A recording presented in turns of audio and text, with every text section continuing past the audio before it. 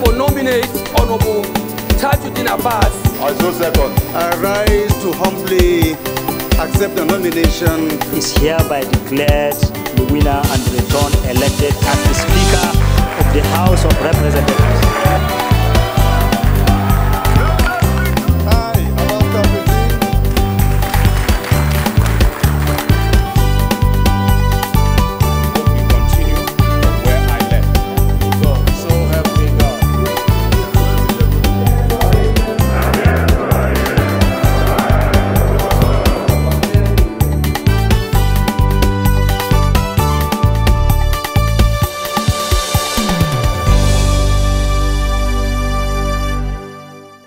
What role are the security, the military and all relevant security stakeholders playing to safeguard those boundaries and territories? Lawmakers express concern over the potential loss of parts of Nigeria and her citizens to Cameroon. What we have established is that you flouted the poker law. And lawmakers accuse CBN of disobeying the Proceeds of Crime Act. A warm welcome to another episode of the program House Ticket, a review of legislative activities from the House of Representatives, Federal Republic of Nigeria. My name is Dihelia Mamza. The House Ad-hoc Committee on International Boundary Disputes between Nigeria and Cameroon sat in the course of the week on the review. Another committee that met with stakeholders is the Ad-hoc Committee on Identification and Recovery of Public Funds seized, forfeited and abandoned in financial institutions and government agencies. Reports of these committees will come your way in the course of the program. We will wrap up this episode with an exclusive interview we had with lawmaker Kwamoti Bitrus Laori, representing Demasa, Lamurde and Numan Federal Constituency of Adamawa State on an important environmental issue. Let's meet again shortly for details of all this. I want to assure you today that I shall be just and fair to every one of you, irrespective of perceived differences.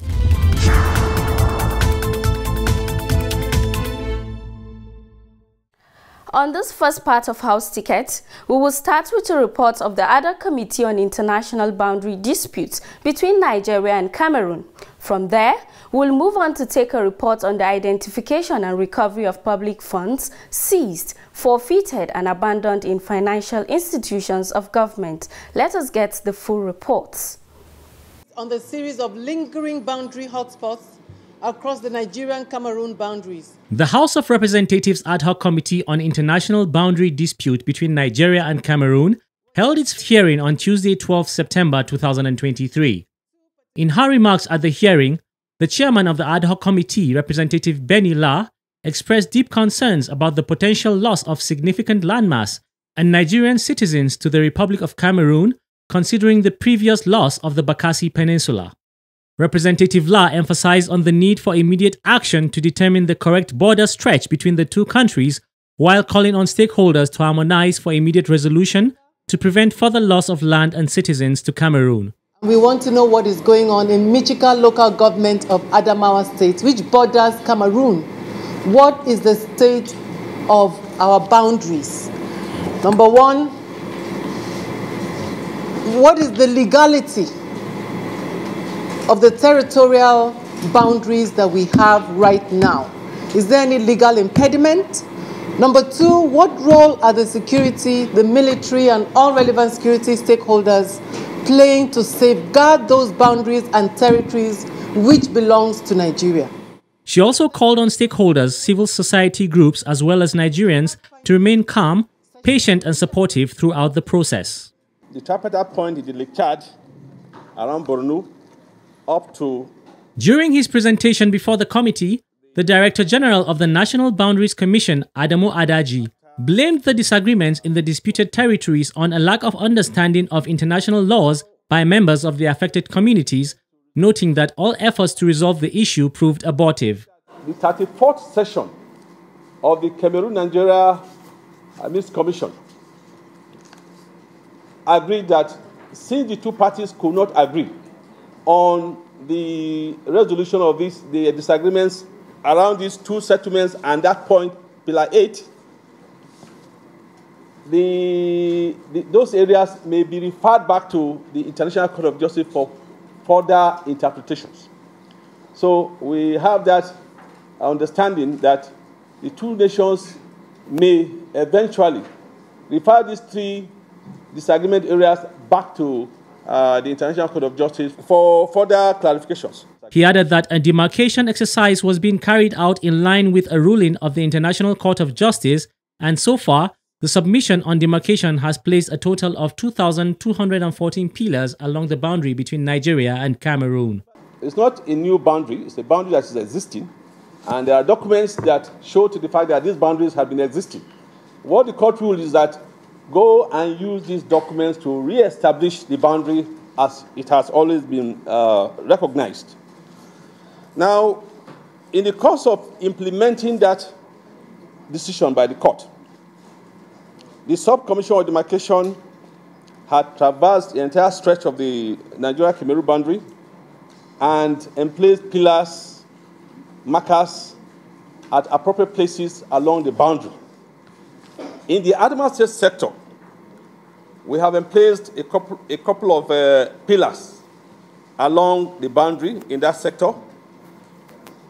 Nigeria and Cameroon differed. They differed in the interpretation of the judgment, as a result of which we have three areas we designate as disagreement areas. We understand that people live across borders. The Solicitor General of the Federation, Bitrus Laori, who represented the Attorney General of the Federation, Lateef Fagbemi, also made a presentation at the hearing. On our part, we're quite concerned, though, that whilst we understand or we share in the pain of the affected communities, they need to understand that this is not a case that Nigeria is ceding territory. This is a territory that has been accepted and is in fact historically part of the Republic of Cameroon. And this particular part of the boundary was never in dispute. We understand that people live across borders. We expect that when they live on the territory of other people, they simply respect the customs, tradition, and laws of the other party. But I think it would not be fair for us to claim that territory simply because we have been in occupation for some time. As I said, our presentation is on all fours with that of the DG of the National Boundary Commission, just to provide this clarification. The representative of the affected communities, Adamu Kamale, informed the committee that the communities have existed for many years in Nigeria and its citizens are not willing to become Cameroonians, adding that the communities were never considered in the entire demarcation process. It is not a dispute, it's not a community dispute, it is the fact that the work has not been done properly. And Nigeria has not played their own role. Nigeria has not stand to defend their own territory, to look what is happening. It is a court ruling. It's abiding on any citizen of Nigeria. Has there any question? All the security agencies are here. Everybody is here. This is National Assembly. Have you ever entertained question that Rumsike is given to Nigeria and Cameroon refused? Was there any complaint? Why? So, Honorable Chair, I want this committee to do justice. Let them follow step by step and demarcate all. We won't have problem. This is exclusively a federal government. Some members of the committee made observation.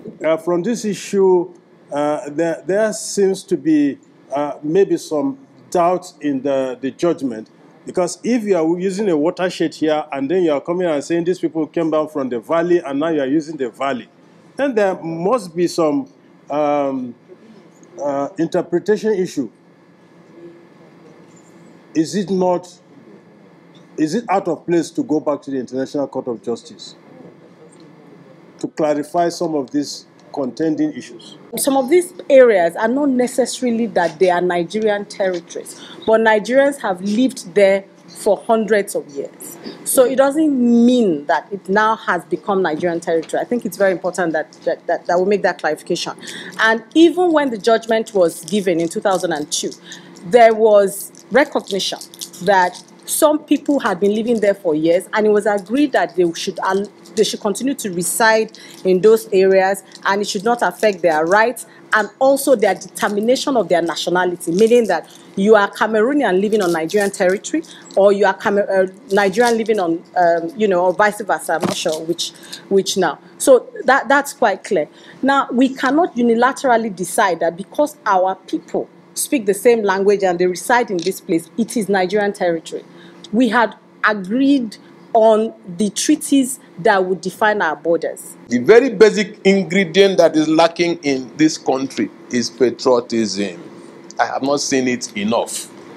Because if you are patriotic, you want to protect the people, whether they speak your language, even if they abuse you in the morning, it doesn't matter. If it is your responsibility to protect them, you should.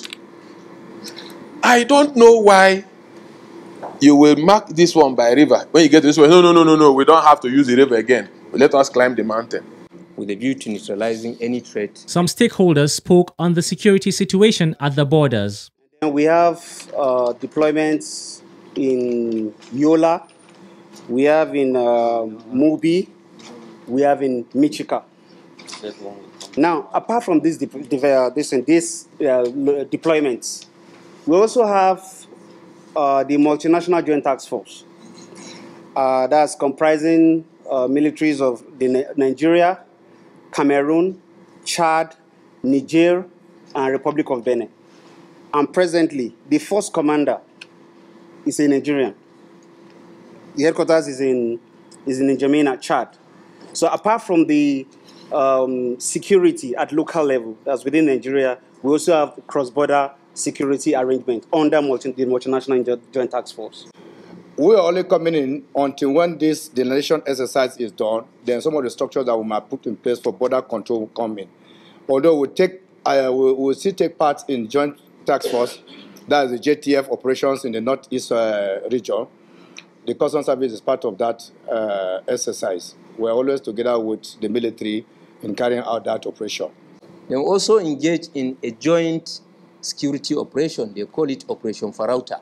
It comprises the Nigerian Army, our personnel, and other security agencies that also patrol that disputed land border with a view to neutralizing any threat that could come up as a result of this. And also liaise with community leaders and authorities of the local government areas of the affected communities. We do that. We advise them to please, talk to their people on the need for them to remain calm.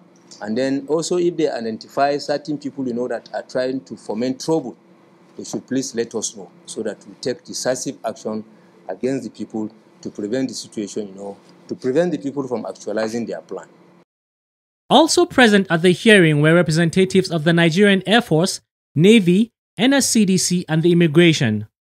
The committee is expected to embark on an assessment tour of the affected areas before submitting its report to the House for further legislative action. This demarcation exercise should be put on hold until the disputes are resolved and what is causing this dispute are resolved. So I rule that you put the demarcation exercise on hold pending the resolution of all the disputed territories.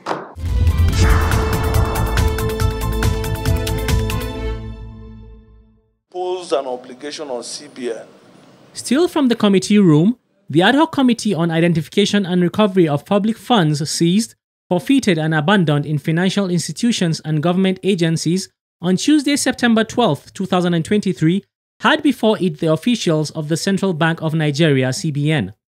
The CBN team was led by the bank's director in charge of banking services, Samuel Okojere, while others on the team were the Deputy Director of Banking Services, Catherine Igundunase, and CBN's liaison officer to the National Assembly, Titi Joseph. The bank was questioned about its compliance with the Proceeds of Crime Act law, which was enacted in 2022.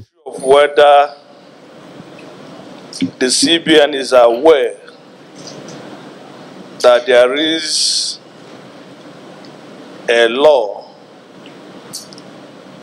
made or passed by the National Assembly in 2022 known as Proceeds of Crimes Act. So this time around, CBN, are you aware of such law? We only heard of it on media. We don't have a copy of it. Following the response of the CBN's director, Representative Sunday Omeha took him on specifically on the bank's compliance with Section 69 of the POCA law. Section 68 of the Proceeds of Crimes Act, it says, there is established under this act designated account to be known as the confiscated and forfeited properties account, not accounts, to be maintained at the Central Bank of Nigeria. We have multiple accounts because when the law is made, the process of implementing it, there's a procedure. So based on that, we open quite a number of them. If you have several accounts, and the law said a singular account, does it mean you've contravened the law, the poker law? Or you don't know about the poker law? Or as it applies to CBN? So that, it will be clearer. Based on mandate, I did mention that OAGF is the accountant of the Federation. So they give us mandate, open this account. Yes. Representative Sunday Umeha said if the Accountant General of the Federation's office is given the CBN a wrong directive, they ought to have called the attention of the office to what the law says. If a accountant tells you to do what is wrong, can't you by a response say, look at what the law has asked us to do, can we comply? Or you come for an amendment of the law. Until the law is amended, you cannot choose to comply with the law in the manner you wish. Honorable asked you clearly.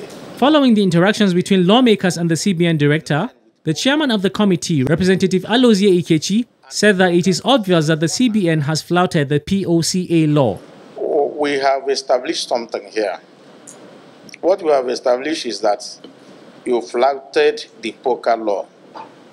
It is established and you have accepted it.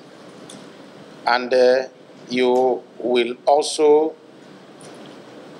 accept every other penalty that comes with that flout. He, however, advised the CBN director to avoid confusing himself and own up to what he does not know or understand. You are an officer. We would like you to do something. Whatever that you don't understand, whatever that you don't know what to tell us that you don't know. Don't confuse yourself. Because we here are dealing with the laws. We are going to allow you go now. They should wait for you. Fine.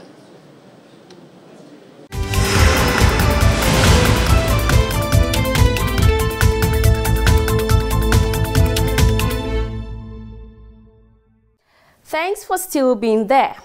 One worry plaguing the minds of Nigerians and all stakeholders is the issue of flooding. News reports have warned of this reoccurring environmental hazard, urging quick response to mitigate the disaster. Before the recess of the 10th House, lawmaker Kwamoti Bitrus Laori moved a motion on the floor of the House on Wednesday, 19th July 2023, titled Early Response to Mitigate the Impact of Flood Disaster in Demasa, Numan and Lamurde Federal Constituency of Adamawa State. Mr. Speaker, this motion on early response to mitigate the impact of flood disaster in Demasa, Numan, Lamurde Federal Constituency. Most of the time, the efforts of the government always come too little, too late. Those in support of this disaster motion say aye. Aye. Those against say nay. The ayes have it. House Ticket sought out the lawmaker to tell us what informed his decision to move the motion. I have found out that a lot of times government have pre-knowledge of things that will happen.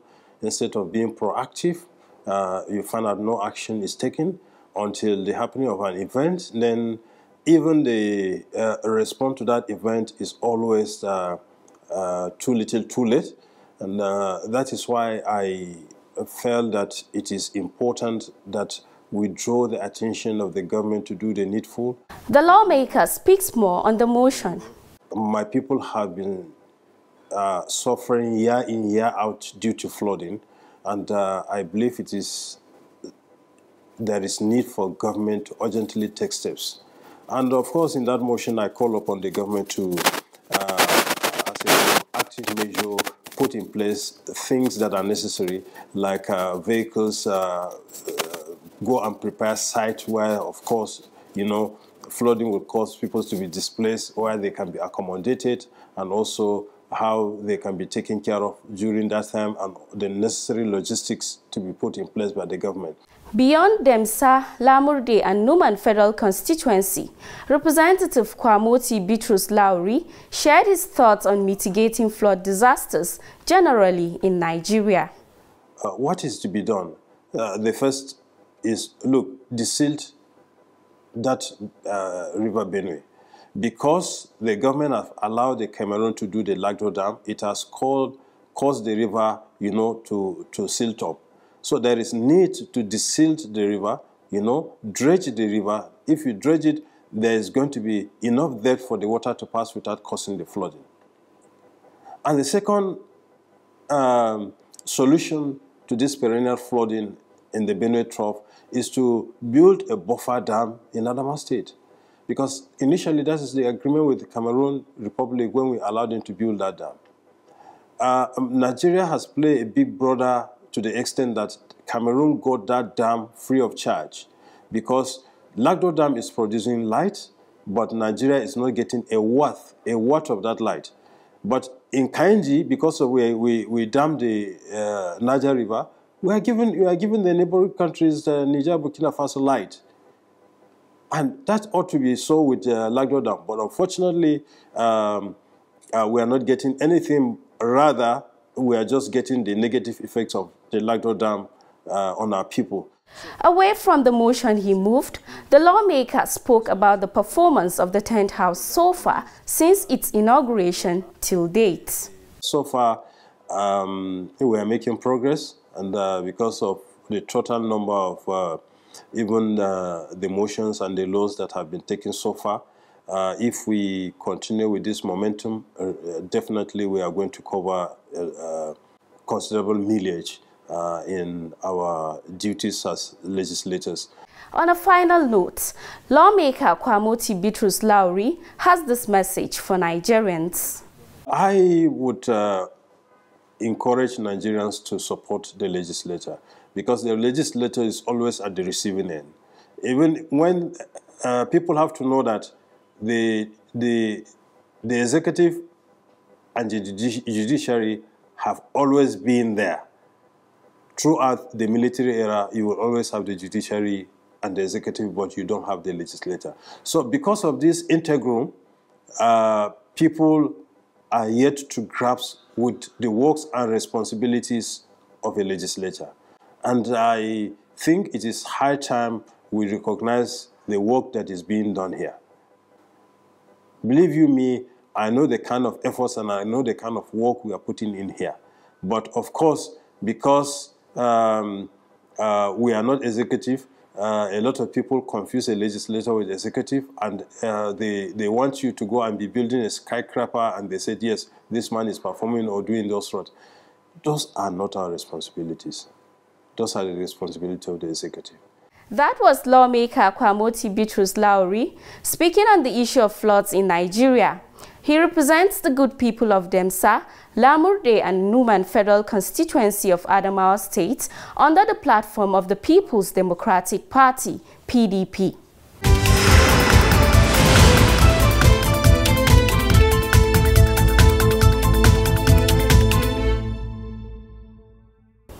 And it is on that note that we end the program. Thank you for staying through to the end of this episode. We urge you to continue to follow the activities of our lawmakers in the Green Chamber as they strive to deliver on their mandate of effective representation and general lawmaking. Keep a date with us next week for another wonderful edition of the program. Remember to stay safe always. See you next week.